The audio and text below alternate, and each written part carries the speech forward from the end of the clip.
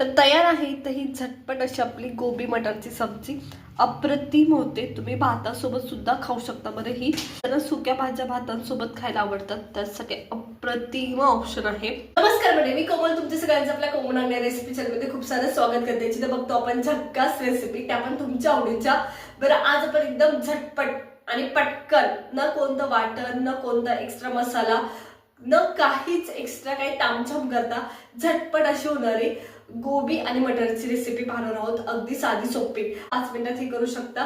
तर त्यामुळे चला सुरू करूया. तर आज आपण एका सिंपल असं मटर गोबी बनवतोय. कोणताच मसाला वापरत नाही एक्स्ट्रा. घरचे जे मसाले आहेत तुमचे डेली यूज मधले ते यूज करतोय आणि त्याच्यात पण अगदी 3 मसाले. तर चला सुरू करूया. तर मी इथं गोबी बनवण्यासाठी कढई घेतली, कढईमध्ये तेल घेतलीये.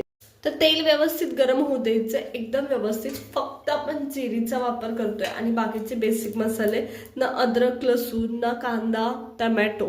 तर चला, आता तेल व्यवस्थित गरम झालंय, जिरी टाकते. जिरी व्यवस्थित फुलू द्यायची. त्याच्यानंतर माझ्याकडे इथं आता मटरचा सीझन आहे, म्हणजे वाटाण्याचा.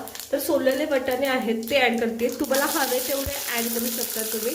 परतून घ्यायचे 1 ते 2 मिनिटं व्यवस्थित. तर इथं मी हे परतून घेतेय, जास्त वेळ नाही, फक्त 1 ते 2 मिनिटं. तर आता वाटाणा व्यवस्थित परतला गेलाय आणि वाटाण्याला पांढरे चट्टे दिसायला सुरुवात झाले. त्या टायमाला आपण हे वाटाणा परतायचा बस करतोय आणि मसाले मिक्स करून घेतोय. तर जिरा मटर गोबी बनवतोय, तर त्याच्यासाठी मी इथं हळद घेतली, अगदी थोडी वरती चमच्यात घेते कारण करपू नये म्हणून व्यवस्थित.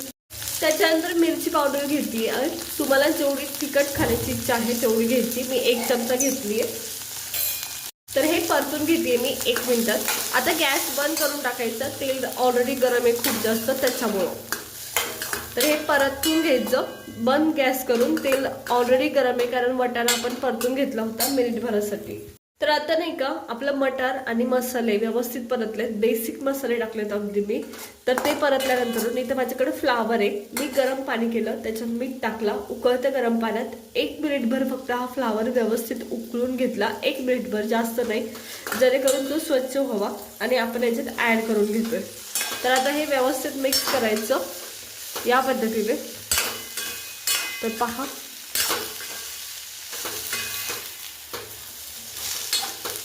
आणि तुम्हाला असं वाटेल की कोणतेच मसाले नाही टाकले तरी टेस्ट कशी लागते, फार अप्रतिम टेस्ट लागते. पण फक्त जिरी आणि आपण मिरची पावडर आणि हळद टाकली आहे तरी सुद्धा फार सुंदर लागते.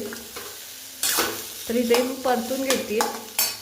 तर 1 मिनिटभर आपण मसाल्यामध्ये परतून घेतली आहे. त्याच्यानंतर मी याच्यात मीठ ऍड करते चवीनुसार या पद्धतीने. आणि परत आपल्याला हलवून घ्यायचं हे व्यवस्थित.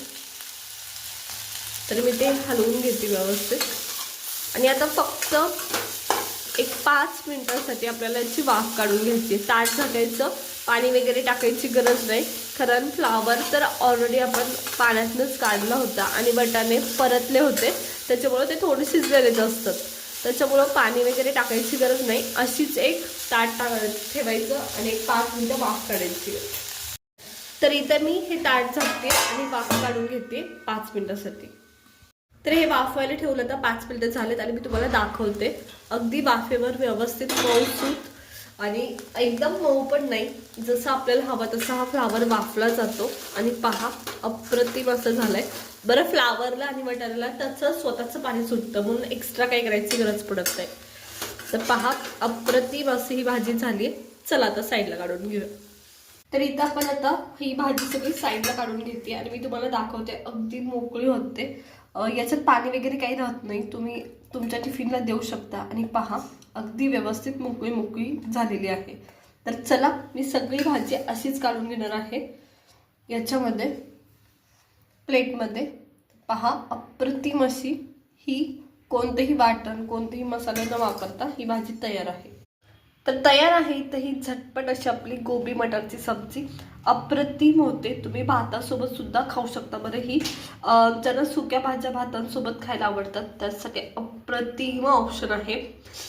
त्याचप्रमाणे तुम्ही लंचला, टिफिनला, मुलांच्या टिफिनला अगदी साध्या पद्धतीने ही भाजी तयार होते, अगदी काही मिनिटात.